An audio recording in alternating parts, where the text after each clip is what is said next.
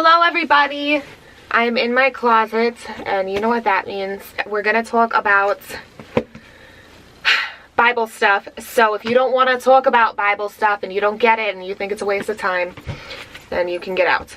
I'll have to ask you to get out. You'll ask me to what? Get out.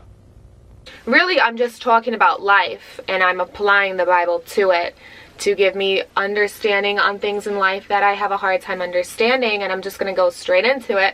I'm having a really hard time understanding God's timing. God's timing and my timing are two very different things. So I started to do a study on it, and I've been looking for a lot of answers, essentially, and obviously I look to the Bible. So that has been something somewhat new for me. Even last year I did not go in the Bible. I didn't look in the Bible for answers. Sometimes I would, but it would be very surface because I didn't get it. I didn't understand it. I want to start it off today with 2 Peter chapter 3 verses 8 through 9. So let's just go over there, because I want you guys to understand God's timing and our timing, and I think what better way than to explain God's clock and our clock. And this kind of helped me put sometimes things in perspective when having to be patient. I'm sure there may be things you're going through in your life where you want something right this second and you just don't get it and you just don't understand, or maybe there has been a time where you really called on God and didn't even understand the full concept of the Bible or anything, but there was like this nature where you just called on God and he didn't show up like you thought he would, or the way that you wish he would have, or the right timing. And you have to always keep in mind, and this is something I'm learning to become more obedient with, is that the right timing isn't the right timing for you. It's the right timing for God, and that everything has been pre-planned since before you were even born. Everything has been, you can't change it, you can't alter it. And one day in our time is 1,000 years in God's time. So if you go to 2 Peter chapter 3 verses 8 through 9, it says, "But beloved, be not ignorant of this one thing, that one day is with the Lord as 1,000 years, and 1,000 years as one day. The Lord is not slack concerning his promise, as some men count slackness, but is long-suffering to usward, not willing that any should perish, but that all should come to repentance." And this helps a lot if maybe you're studying Revelation or something like that. You want to, one day is 1,000 years in God's time. He says that here. So it helped me. I'm like, okay, this is maybe why it's taking so long. I'm going through things in life where I'm at a point in my life where I'm waiting for my life to change. I'm waiting for someone I love to come home, and they're in a very dangerous place dealing with life and death, and I can't understand.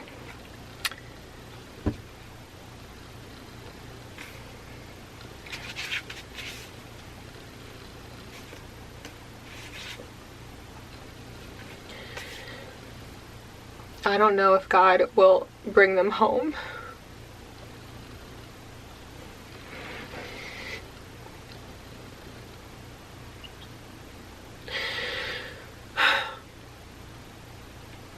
So I'm trying to figure out how to accept whatever is going to come.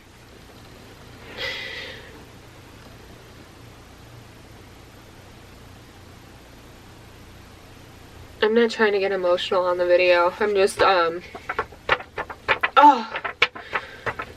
this is really not like a teaching video. It's just something, maybe one of you guys is going through it similarly to me in something.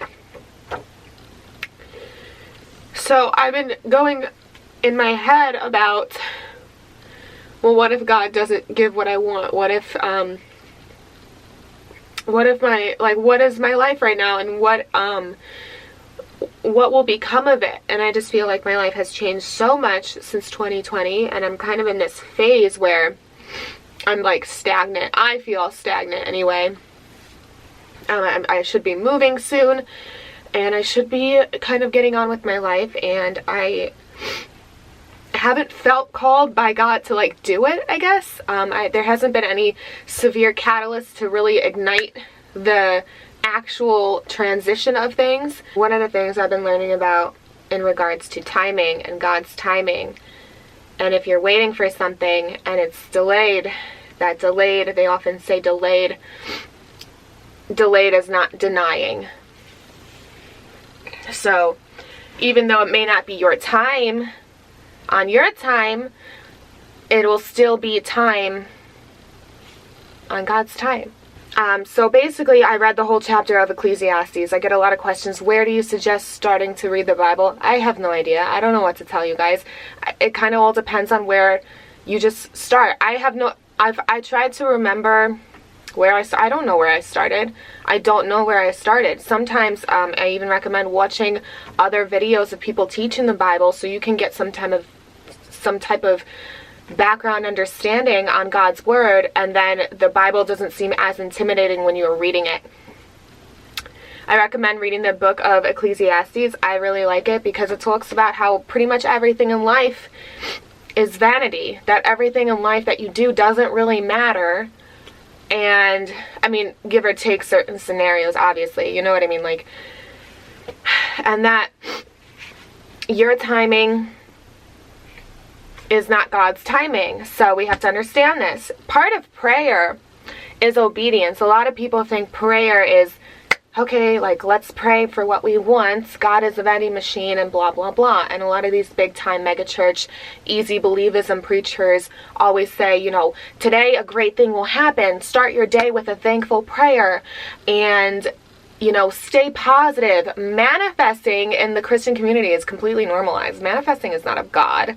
Like, you can't just be like, genie is a demon. We'll go into that in another video. But the whole concept of genie correlates with demon. If you go back to the, 1828 dictionary, that's what it says. We'll go into it. But genie is essentially like deifying ancestors and deifying man. So let's go really quick to Ecclesiastes 8. Ecclesiastes chapter 8. Because actually, maybe we should go before that.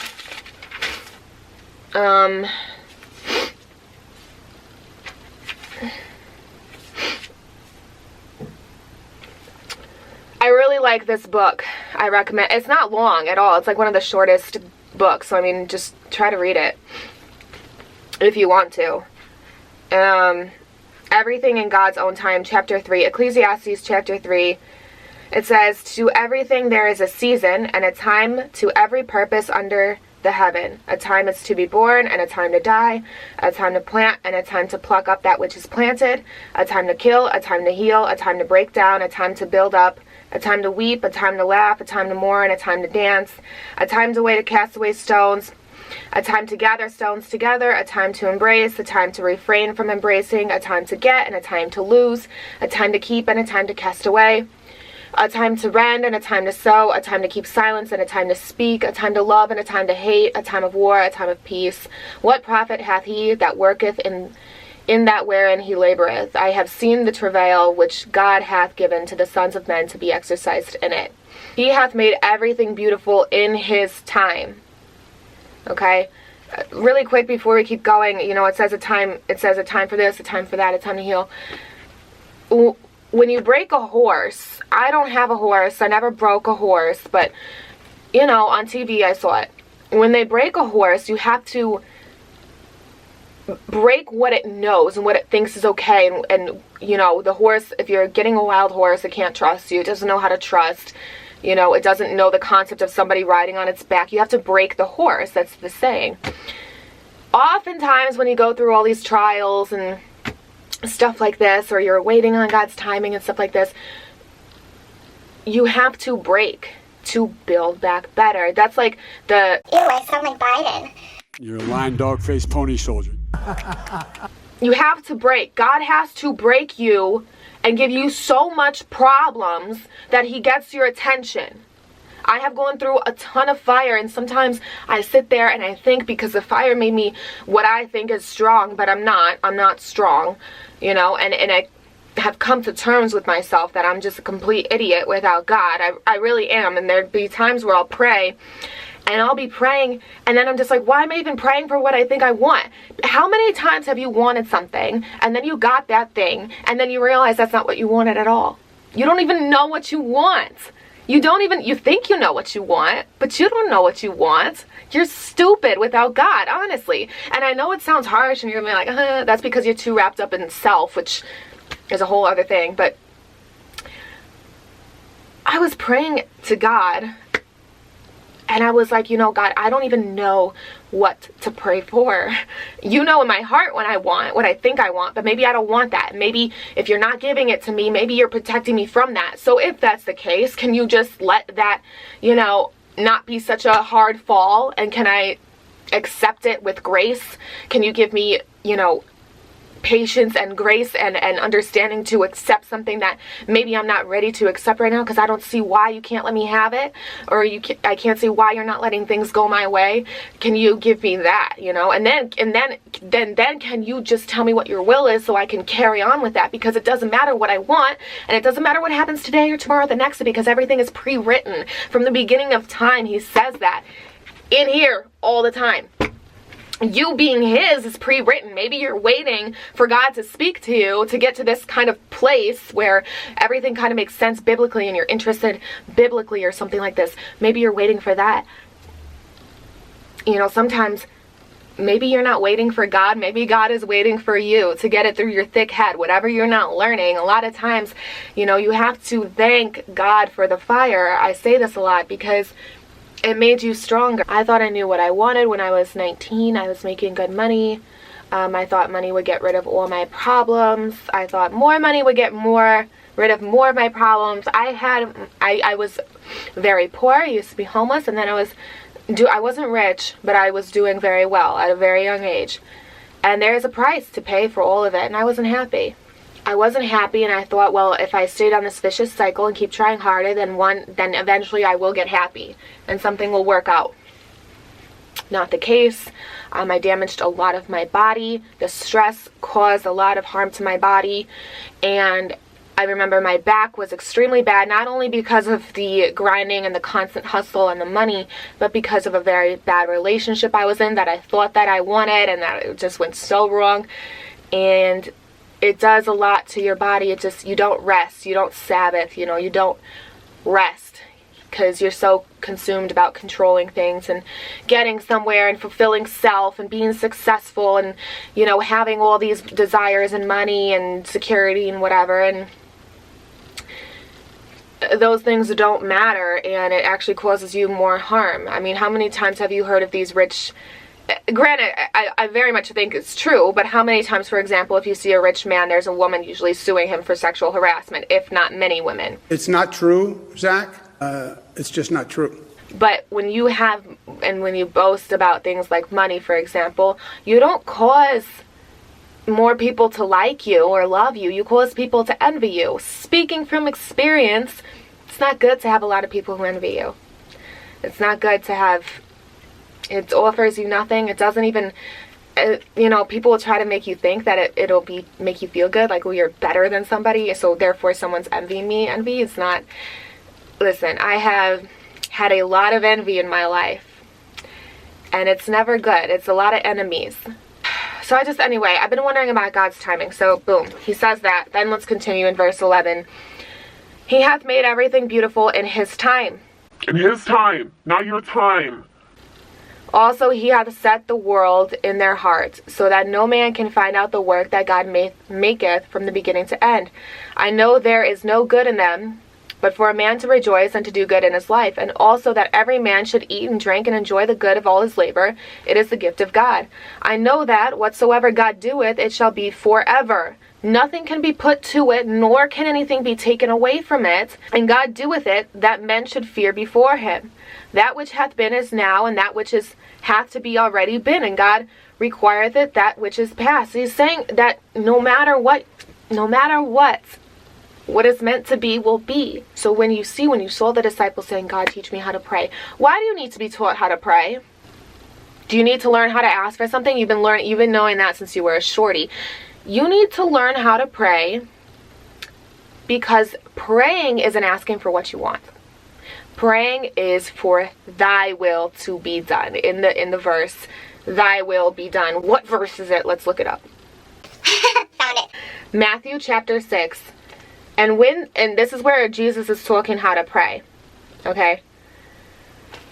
And when thou prayest, thou shalt not be as the hypocrites are. For they love to pray standing in the synagogues and in the corners of the streets, and they may be seen of men. Verily I say unto you, they have their reward. So first he's talking about these have you ever known like a Christian who's praying and acting holier than thou and making sure people, or have you ever seen somebody, for example, on social media give to charity or something and they film it? It's not sincere. It's not truthful. When I pray, or even can we talk about the people in the churches? I don't know if I'm offending anybody, but if I do, it's not biblical. And we can go into a video if you want, but praying with their hands out like this.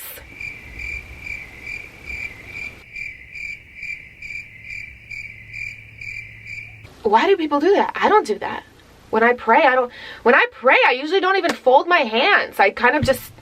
I sit quietly, usually in here. I like small spaces, or in my bathtub when there's no water. I like confined areas, and I'm quiet and I pray, and I usually cry, and then that's pretty much it.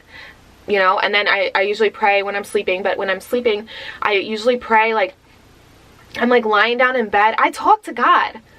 I don't do that. I just feel like people who do that anyway, how you pray doesn't really matter if it's sincere. So you can pray, standing like a sleeping goose, with one leg up. But when you pray unsincerely, like in the churches, and it's fake and it's unsincere and it's basically trying to trick people into thinking that you're this holier than thou type person, that's what Jesus is saying here. Anyway, but thou, when thou prayest, enter into thy closet. No way! I didn't know it said that. What? I'm in my closet. That's so weird, right? But when thou prayest, enter into thy closet, and when thou hast shut thy door, pray to the Father which is in secret, and thy Father which seeth in secret shall reward thee openly. But when ye pray, use not vain repetitions as the heathen do. This is kind of reminding me of the Catholics, or the big, churches where they repeat the same prayer over and over. Like the classic prayers all the time. It's very common in Catholicism, for example, and you have the prayers memorized and they mean virtually nothing. That's what he's talking about. For they think that they shall be heard for their much speaking. Be not ye therefore like unto them, for your Father knoweth what things you have need of before you ask him. After this manner therefore pray ye. Our Father which art in heaven, hallowed be thy name. Thy kingdom come, thy will be done, in earth as it is in heaven. Give us this day our daily bread, and forgive us our debts as we forgive our debtors. And lead us not into temptation, but deliver us from evil. For thine is the kingdom, and the power, and the glory, forever. Amen. For if ye forgive men their trespasses, your heavenly Father will also forgive you. But if ye forgive not men their trespasses, neither will your Father forgive your trespasses. In verse 10 of chapter 6, it says, thy will be done, on earth as it is in heaven. Not your will, not your timing, not what you want. So what got me on this whole thing is okay, if it's not what I want, then I need to prepare for that possibility. And then I went into this mental strain. If I prepare for that possibility, does that mean that I'm lacking faith and trust in God? Because I'm looking at the fear and I can't see him past the fear. So I got worried. And I know, the past couple weeks have been very hard it's been hard for a while, but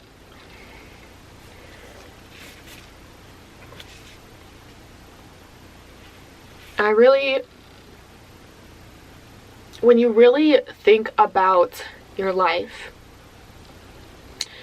and God's will, that's where I feel a lot of fear comes in.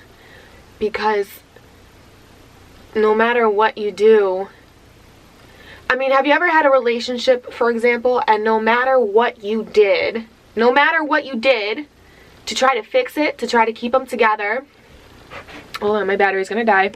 No matter what you did to try to fix it, to try to keep it together, to try to mend it and continue on, it just wouldn't work. They didn't want to be with you. They didn't love you. Have you ever been in a place like this? No matter what you did at work, you wouldn't get the promotion. Have you ever been in a place like this? Because it's not God's will. It may be your will. Maybe you want that promotion. Well, maybe God has taken it away from you because you need to do this, this, this, and this in order to receive this. And if you don't do it, then you're going to receive this, you know? God's timing isn't good. It's perfect. It's perfect.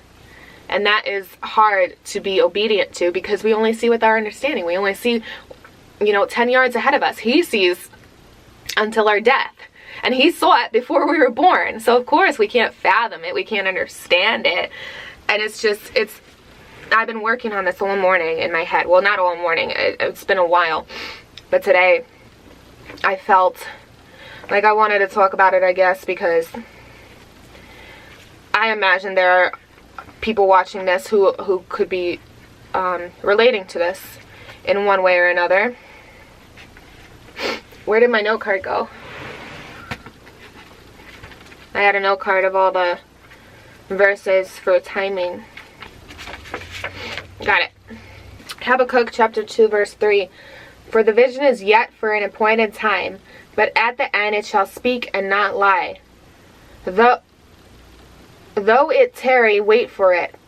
Tarry means in the sense to be delayed. So though it's delayed, wait for it, because it will surely come. It will not be late. So tarry means delayed or to be late. So basically this verse, let's read it in normal terms. For the vision is yet for an appointed time, but at the end it shall speak and not lie. Though it's delayed, wait for it, because it will surely come and it will not be late. That's what I was trying to say when, sometimes when something you want is delayed, delay isn't deny. Maybe it's delayed, but it won't be late for God's proper timing. Sometimes it's scary to be obedient to God's will and God's timing because you want what you want when you want it. You don't want what you want when someone else wants it for you. At least I don't. Especially with big things, like people you love. Someone I love, I want them to come home. And I want them to be safe. And they're not in a safe place. And they can't come home yet. I don't know if they'll be able to come home. And so let's go on to another one. Isaiah 40 verse 31. But they that wait upon the Lord shall renew their strength. They shall mount up with the wings as eagles. They shall run and not be weary, and they shall walk and not faint. Waiting on God's timing isn't a waste of time. Sometimes you feel like you're waiting so long and you're just kind of waiting there, wasting your time. Waiting on God's timing isn't a waste of time. And I know it's easier said than done. And when I'm recording this video right now, saying this stuff to you, I'm saying it to myself too, just to put that out there. I'm saying it for myself to bring me peace. And this has brought me peace because I'm waiting. I've always moved on my time. I'm new to waiting on someone else's time. I'm new to understanding the concept of obedience of someone's will for me. For me. For me. I want to run my life. I want to do it. Nope.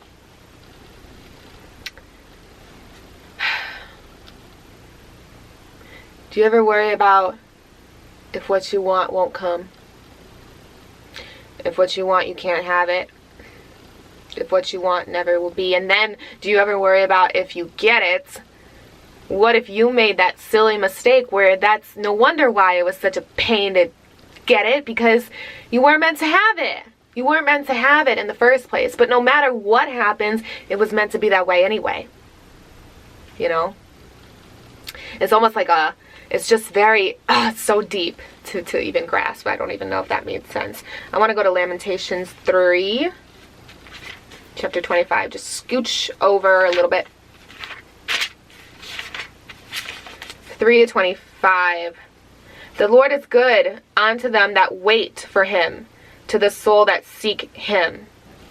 I've been a little depressed lately because I feel like I'm just waiting for something.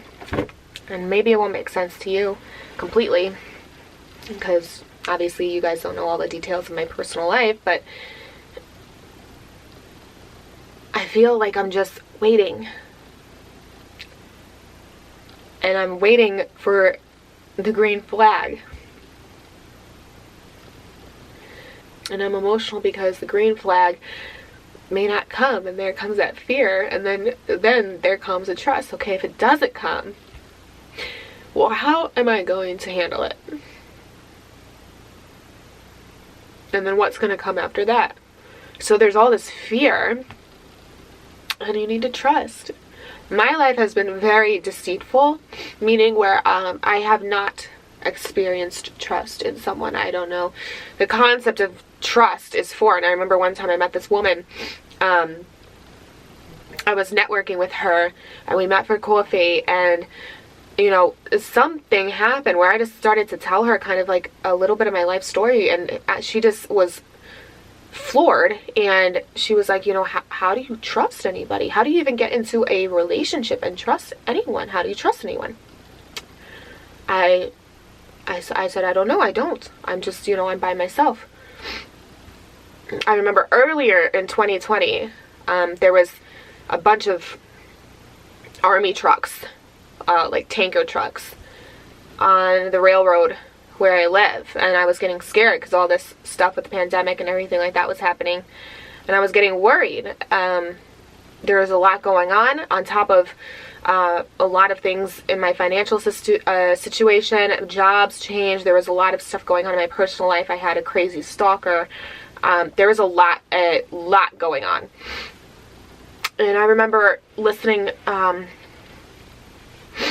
to a sermon, and it was talking about trusting God, that, you know, he leads the sheep to the shepherd type thing. And I remember going in this very closet and crying and praying to God, saying, I can't trust you. And I wish I could, but I don't understand the concept. I don't know how to trust you. I think what I'm hearing is kind of just like, oh, let's make you feel good, but that's not how the world is. And I remember praying to him, and I said, sorry, I'm trying, but I don't know how to trust you. The concept was so foreign. And I remember asking him for help. And I realized he helped me. He answered my prayer, because now I am learning to trust him. And I realize now the weight of carrying the trust with somebody is with God is bigger than I expected. And I realized he answered my prayer. Was it my timing at that exact point? No. But now that I'm talking to you guys and looking at it, well, now it's here. It's kind of like when you go into a mechanic. I hate going to mechanics. As a woman, you know what I'm talking about. If you don't have a good mechanic, they will just rip you off. They'll lie to you. They'll say this, that, and the third. You need a man to go to a mechanic. A smart man who knows this and that. So you go to the mechanic, or you go and maybe you have a baby and the baby needs surgery, and you go to the surgeon. You're putting your trust, you are depending on this person to deliver. You are giving them their child for surgery. You are giving them your car to fix. Why? Because you can't do it. It's out of your hands. It's above your understanding. You don't understand how to fix a car. You don't understand how to operate on an infant child. You depend on these people. So if you can blindly trust a human being with a college degree, or who went to a trade school with your things that you love and care for and need in life to get from A to B and to care for, why is the concept of trusting God so foreign when he is like so, I mean, just above man, above the surgeon, above the mechanic? A lot of what God is, I'm realizing, has to do with dependability. And I am very independent. So to strip the portion of the outer man that I have, entitled independence, has been quite the struggle, because I'm independent. Why am I independent? Because I don't trust anybody. I don't want to depend on this person. I want to know everything and how to do everything. I like to be a jack of all trades. I like to know things. I was literally considering taking trade school just so I can work on my own car because the mechanic's been screwing me. So, yeah, I'm pretty independent. To strip the independence and depend on God and depends on his timing, depend on his will, and say, no, forget what I want, God. Let's do your will. That's a tough mountain to climb. Sometimes God will have to put you through trial and trial and trial, and I hope I pass this trial because I know this is a trial for me. This has been very difficult for me because I'm putting things that seem impossible in God's hands. And if he doesn't deliver, will it shake my faith or will I still stand firm? It's a big kind of like life and death scenario here. So it's scary, and I hope that I succeed. I hope I don't fail, because it could very much well be that God is waiting for me to get something through my thick head that maybe I'm missing, and maybe I'm not waiting on him at all, you know. Let's go to Acts chapter 1 verse 7. It says, and he said unto them, it is not for you to know the times or the seasons which the Father hath put in his own power.